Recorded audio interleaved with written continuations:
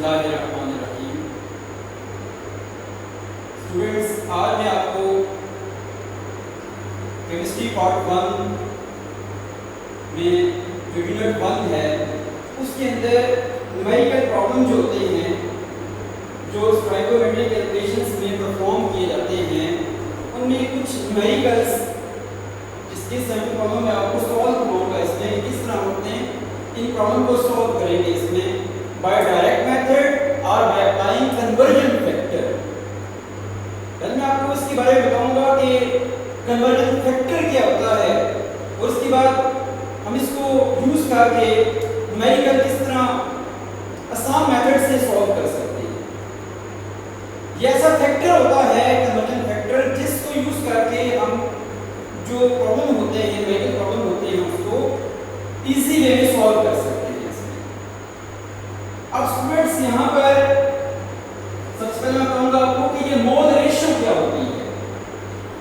Mole ratio is the ratio of moles of any two substance which take parts in a chemical reaction. Mole ratio क्या होती है? It is a ratio, ये ratio है। दो substance के दरमियान हम रेशियो निकालते हैं मोल। वो दो सब्सटेंस दो रिएक्टेंट के मॉलिक्यूल भी हो सकते हैं, या रिएक्टेंट का रिलेशन हम रिएक्टेंट को प्रोडक्ट से भी हम कंपेयर कर सकते हैं। अब यहाँ पर हम वो रेशियो जो होती है दो रिएक्टेंट के बीच में भी ली जा सकती है, या रिएक्टेंट और प्रोडक्ट के बीच में भी ली जा सकती है रेशियो। एक रेशियो होती है जो हम रिएक्टेंट्स या प्रोडक्ट के दरमियान जो रेशियो लेते हैं मोल की, सिंपल, उसको हम मोल रेशियो कहते हैं। और ये जो मोल रेशियो होती है इसे हम कन्वर्जन फैक्टर कहते हैं। ये हमारा कन्वर्जन फैक्टर होता है। अब इसको डिफाइन कैसे करते हैं conversion factor? It is a ratio of coefficients which is found in balance chemical equation which can be used to interconvert the amount of any two participant reactant or product। Conversion factor एक ऐसा factor है, ये आपको ऐसा factor है जिस factor की base पे आप किसी भी न्यूमेरिकल प्रॉब्लम को सॉल्व जब करेंगे तो इस फैक्टर को यूज करके इक्वेशंस को इजी बना के आप सॉल्व कर सकते हैं। और ये किसके बराबर होता है? ये एक रेशियो होती है। वो रेशियो कौन सी होती है? Coefficient which is found in the balance chemical equation. ये जो बैलेंस केमिकल इक्वेशन होती है, इस बैलेंस केमिकल इक्वेशन में ये जो स्टोइकोमेट्रिक कोएफिशिएंट्स होते हैं, जैसे ये N2 है, इसका स्टोइकोमेट्रिक कोएफिशिएंट्स 1 होता है। H2 है, इसका स्टोइकोमेट्रिक कोएफिशिएंट्स 3 है। ये जो 3 लिखा है इसका कोएफिशिएंट होता है हाइड्रोजन का। इसी तरह ये जो 2 है, ये इस अमोनिया का स्टोइकोमेट्रिक कोएफिशिएंट होता है। ये एक रेशियो है, इन कोएफिशिएंट्स के दरमियान दी जाती है। वो रिएक्टेंट की भी हो सकती है रेशियो, वो रिएक्टेंट प्रोडक्ट की भी रेशियो हो सकती है। इसी रेशियो को हम कन्वर्जन फैक्टर कहते हैं। This is equal to coefficients of, it is equal to coefficients of desired quantity over coefficients of given quantity। ये किसके बराबर है? It is equal to the coefficients of desired quantity over coefficients of given quantity। अब यहां से इस ratio से आप इसे यूज करके हम डिजायर्ड क्वांटिटी को फाइंड करेंगे। इस अमाउंट को हम फाइंड करेंगे। कैसे फाइंड करेंगे? अब इस वैल्यू को इस तरफ लाते हैं, कन्वर्जन फैक्टर से मल्टीप्लाई करते हैं गिवन क्वांटिटी को, तो ये हमारी डिजायर्ड क्वांटिटी आ जाती है। इस कन्वर्जन फैक्टर से मल्टीप्लाई करेंगे इस गिवन क्वांटिटी को, तो ये डिजायर्ड क्वांटिटी आएगी। अब इसको समझने के लिए मैं आपको एक सिंपल एग्जांपल दूंगा जिससे आपको ये वो न्यूमेरिकल प्रॉब्लम समझना आसान हो, वो प्रॉब्लम्स को समझना आसान होगा। इसमें कैसे आसान होगा समझना से? लेट्स से मैं आपको सिंपल एग्जांपल दे रहा हूं इसमें, जिससे आपको न्यूमेरिकल जो होते हैं सेपरेट जितने भी क्वेश्चन हैं वो काफी आपको सॉल्व करने में हेल्प करेगा इसमें। उससे एक एग्जांपल आपको इसमें रिलेट कर रहा हूं। उसमें लेट्स से स्टूडेंट्स मैंने बाजार से 45 पेंसिल ले ली। मेरे पास क्लास में 45 स्टूडेंट्स हैं और उन 45 स्टूडेंट्स ने डिस्ट्रीब्यूट करनी है पेंसिल, हर एक बच्चे को एक पेंसिल मिल देगी। अब मैं सबसे पहले मुझे ये पता चलता है कि बाजार में जो 12 पेंसिल है, 1 डजन पेंसिल की जो प्राइस है वो है 240। अब मुझे चाहिए है 45 पेंसिल। अब मैं ये देखूंगा कि 12 पेंसिल आ रही हैं 240 रुपीज।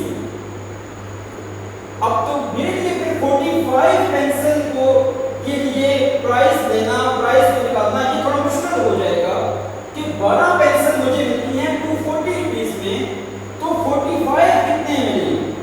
डायरेक्ट निकालूंगा तो मुझे मुश्किल होगा इसको कैलकुलेट करना।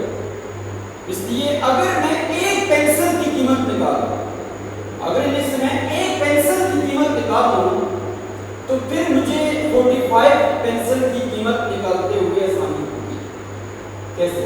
अब मैं एक पेंसिल की कीमत निकालूंगा, कैसे निकालूंगा? 12 पेंसिल की कीमत है 240 रुपीज, तो एक की कितनी होगी? एक यहां पर कैसे आएगा? अगर मैं बोथ साइड पे 12 को डिवाइड कर दूं, इधर भी 12 को डिवाइड करूं और 240 से भी 12 को डिवाइड कर देता हूं, तो ये एक आ जाता है, यहां से ये 1 आ जाएगा। अब इस प्रोडक्ट की तरफ ये रेशियो आएगी, ये रेशियो जो यूनिटी से कंपेयर करने के बाद हमने निकाली है, ये रेशियो, ये जो रेशियो निकाली है जो यूनिटी से कंपेयर हमने किया, जिससे ये हमारा कन्वर्जन फैक्टर है। ये ऐसा फैक्टर मुझे मिल गया जिस फैक्टर के थ्रू मैं अपनी कैलकुलेशन आसान कर सकता हूं।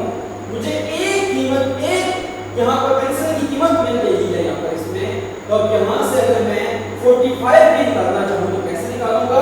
इस कन्वर्जन फैक्टर से अब इस गिवन अमाउंट को मल्टीप्लाई कर दूंगा, फिर मेरे पास क्या आ जाएगी?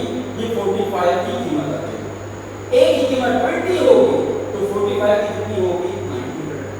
अगर यहां पर 100 की निकालनी होती तो अभी आप इसे 100 से मल्टीप्लाई करते, इस रेशियो को, इस कन्वर्जन फैक्टर को मल्टीप्लाई 100 से करते 100 की कीमत आ जाती है। इससे 200 से करते 200 की कीमत आ जाती है। इससे अगर आप 900 से करेंगे 900 की कीमत आ जाएगी। ये एक ऐसा फैक्टर है जो हमारी कैलकुलेशन आसान कर रहा है, जिसके थ्रू आप किसी भी गिवन अमाउंट से आप एक रिक्वायर्ड अमाउंट को फाइंड कर सकते हैं, उसकी अमाउंट को निकाल सकते हैं। इसमें एक होती है गिवन अमाउंट और एक होती है रिक्वायर्ड अमाउंट, डिजायर्ड अमाउंट। हमें यहाँ पर 45 पेंसिल की कीमत हमें कितनी होगी, उसमें कितनी डिजायर होगी? इसमें हमारे पास जो गिवन अमाउंट है, गिवन यहाँ पर 45 पेंसिल है, इसकी अमाउंट निकालती है। कन्वर्जन फैक्टर हमने जो यूज किया है वो ये है, ये एक जो हमने, जिससे हमने यूनिटी से कंपेयर किया है, ये रेशियो जो हमने ली है, जो यूनिटी से कंपेयर करने के बाद आई है, ये हमें कन्वर्जन फैक्टर दे रही है, जिसके थ्रू हम इस फैक्टर से हम उस अपनी गिवन क्वांटिटी को मल्टीप्लाई करेंगे। 45 या 100 हो सकता है, 200 हो सकता है, इससे मल्टीप्लाई करके अपनी डिजायर्ड अमाउंट को निकाल सकते हैं।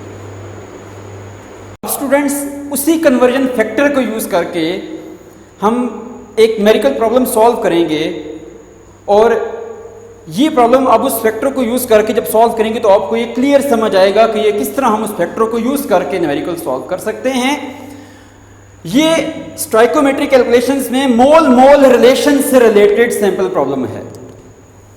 इस रिएक्शन में ये कह रहे हैं कि when methanol react with oxygen gas they produces CO2 and water.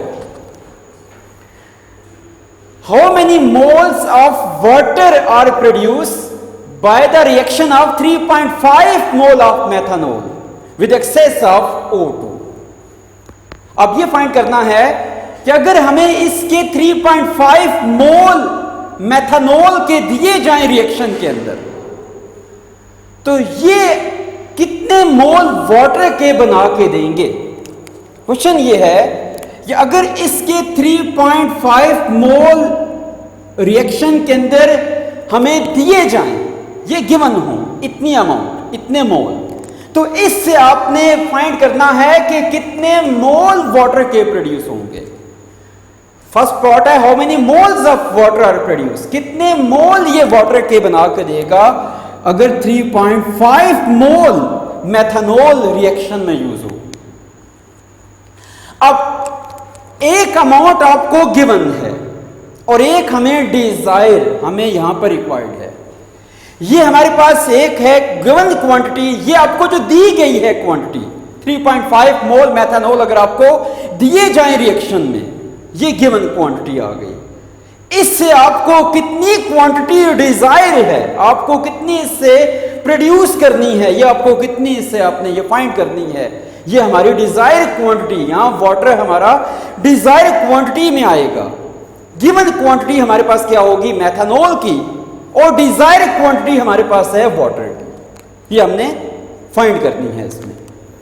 अब पहले ये देखिए, हम बैलेंस केमिकल इक्वेशन की हेल्प लेंगे। बैलेंस केमिकल इक्वेशन में बता रही है कि 2 मोल मेथनॉल, जब 2 मोल, इसका स्टोइकोमेट्रिक कोफिशिएंट 2 है, हम इसकी हेल्प लेंगे, बैलेंस इक्वेशन की पहले हेल्प लेंगे। अगर हमें 2 मोल मेथनॉल रिएक्ट करना पड़े तो इसके लिए 4 मोल वाटर प्रोड्यूस होता है। ठीक है, ये इक्वेशन बता रही है आपको, बैलेंस इक्वेशन बता रही है कि 2 आपको ये वाटर के 4 मोल बना के देगा। तो हम यहां से ये चेक करेंगे कि 3.5 मोल कितने मोल वाटर बनाएगा। इसलिए डायरेक्ट अगर मैं 3.5 को निकालूंगा तो मुझे कैलकुलेट करना थोड़ा मुश्किल होगा। इसलिए अगर मैं ये निकाल लूं कि 1 मोल वाटर कितना बना सकता है वाटर, तो 1 मोल जब निकालूंगा तो 1 से मेरी कैलकुलेशन आसान हो जाएगी। जैसे मैंने अभी आपको पहले एग्जांपल दी थी कि अगर हम 45 पेंसिल लेना चाहते हैं तो अगर मुझे 1 पेंसिल की प्राइस मिल जाए तो मैं 45 की उसकी प्राइस बता सकता हूं कि कितनी 45 की आएंगी पेंसिल इसमें। इसी तरह यहां पर हम देखेंगे कि 1 मोल आपको कितना वाटर देगा। अगर 1 मोल से अमाउंट पता चल गई आपको तो आपके लिए आगे कैलकुलेट करना 3.5 हो, 4.5 हो, 100 हो, इससे कैलकुलेट करना आपको आसान होगा इसमें। तो 1 कैसे निकलता है यहां से, बोथ साइड पे अगर मैं 2 को डिवाइड कर दूं, इधर भी 2 को डिवाइड करूंगा तो 2 से डिवाइड होकर 1 आ जाएगा, तो इधर भी 2 को डिवाइड करूंगा तो ये 4/2। ये जो रेशियो हमारे पास आएगी जिसे हमने यूनिटी से 1 से कंपेयर करके निकाला, इस रेशियो को हम कहते हैं कन्वर्जन फैक्टर। ये हमारा वो फैक्टर है जिसके थ्रू हम अपनी कैलकुलेशंस, हम अपने उस अमाउंट को, डिजायर अमाउंट को हम आसानी से कैलकुलेट कर सकेंगे। इसमें ये कन्वर्जन फैक्टर होगा, इसको यूज करके हम बताएंगे कि अब 3.5 से हमें कितना मिलेगा, इससे कितना वाटर प्रोड्यूस होगा। तो ये फॉर्मूला यूज करते हैं, desire quantity is equal to conversion factor into given quantity. Conversion factor हमारा आ गया 3/4/2, जो यूनिटी से कंपेयर करने के बाद ये जो रेशियो आती है coefficients of desire quantity over coefficients of given quantity, ये रेशियो कन्वर्जन फैक्टर है। इस फैक्टर से मल्टीप्लाई करेंगे अपनी गिवन क्वांटिटी, हमें जो गिवन क्वांटिटी है हमारे पास वो 3.5 मोल है, इसको इससे मल्टीप्लाई करोगे तो हमारे पास क्या आ जाएगी, ये डिजायर अमाउंट आ जाएगी हमारे पास। वाटर कितने हमें मिलेगा, इससे 7 मोल हमें वाटर का मिलेगा इसमें। ठीक है, इसके बाद सेकंड, अब ये फाइंड करना है कि how many moles of oxygen are used. Students, ये अब 3.5 मोल जब मेथनॉल रिएक्शन करेगा तो इसके रिएक्शन के लिए कितना ऑक्सीजन, कितने मोल ऑफ ऑक्सीजन के रिक्वायर्ड होंगे। अब जहरी बात है, इसकी अमाउंट ज्यादा हो गई है तो इसके लिए ये भी ज्यादा हो जाएगा ना, तो ये कितनी मोल, कितने मोल इससे यूज करेगा। अब आपने दोनों रिएक्टेंट को, दो रिएक्टेंट के कोफिशिएंट्स को कंपेयर करके कन्वर्जन फैक्टर निकाल के और इससे अब मल्टीप्लाई करना है 3.5 को। अब यहां पर हम कैसे निकालेंगे, ये number of mole of O2 के हम देखेंगे कि ये कितने रिक्वायर्ड होंगे जो 3.5 मोल मेथनॉल के साथ कंप्लीट रिएक्ट करते हैं। तो ये फॉर्मूला यूज करते हैं, given quantity is equal to desire quantity. Given quantity को हम कंपेयर करेंगे डिजायर क्वांटिटी से with the help of balance chemical equation. हमें गिवन यहां पर मेथनॉल है और हमें डिजायर यहां पर ऑक्सीजन है। ठीक है, अब हमने मेथनॉल से कंपेयर करना है ऑक्सीजन को, किसके लिए, ऑक्सीजन कितनी रिक्वायर्ड होगी। ठीक है, तो बैलेंस केमिकल इक्वेशन में बता रही है, बैलेंस इक्वेशन बता रही है कि 2 मोल मेथनॉल, इसके लिए 3 मोल ऑक्सीजन रिक्वायर्ड होता है। 2 मोल मेथनॉल रिएक्शन करेगा तो ये यूज करेगा 3 मोल ऑक्सीजन यूज करेगा। 2 के लिए इसके 3 मोल यूज होते हैं ऑक्सीजन के। ये बैलेंस इक्वेशन बता रही है। तो अगर ये 1 मोल होता, अगर 1 मोल मेथनॉल यूज होता तो इसके लिए कितने मोल ऑक्सीजन के रिक्वायर्ड होते? 1 कैसे आएगा? बोथ साइड पे 2 को डिवाइड करूंगा तो 1 आ जाएगा, इधर भी 2 को 2 से डिवाइड करूंगा तो 1 आएगा, इधर भी फिर 2 को मैंने डिवाइड करना होगा, क्योंकि इक्वेशन में जो काम यहां पर करूंगा वही काम यहां पर किया जाएगा। अगर मैंने 2 से डिवाइड करना है यहां पर तो यहां पर भी 2 से मैंने डिवाइड करना है। ये जो रेशियो हमारे पास आएगी इट इज कन्वर्जन फैक्टर। मुझे ये फैक्टर मिल गया जिस फैक्टर की हेल्प से मैं अपने उस अमाउंट को निकाल सकूंगा जो हमें यहां पर 3.5 के लिए चाहिए है इसमें। तो इस कन्वर्जन फैक्टर से मल्टीप्लाई करूंगा गिवन क्वांटिटी को, हमें कितनी क्वांटिटी दी गई है जिसके लिए O2 कितना रिक्वायर्ड होगा। अगर हमारे पास 3.5 मोल मेथनॉल हो तो इसके लिए कितना O2 रिक्वायर्ड होगा, इसको कन्वर्जन फैक्टर से मल्टीप्लाई करेंगे। ये कन्वर्जन फैक्टर हो गया तो हमारे पास क्या आ जाएगी? 5.25 मोल आ जाते हैं O2 के। ये हमारे पास O2 के मोल होते हैं जो यूज होते हैं 3.5 मोल मेथनॉल के साथ रिएक्शन के लिए। इस तरह हम कैलकुलेट करके ये अमाउंट निकालते हैं। ये रिलेशन है मोल मोल रिलेशन। स्टाइकोमेट्रिक कैलकुलेशन में पहला जो रिलेशन है मोल मोल रिलेशन। इससे रिलेटेड जो न्यूमेरिकल था, ये सिंपल प्रॉब्लम तो मैंने सॉल्व कराया आपको बाय कन्वर्जन फैक्टर। इससे कैसे सॉल्व करते हैं, ठीक है। आई थिंक आपको ये स्टूडेंट्स सबको ये समझ आ गया होगा, ठीक है। थैंक्स।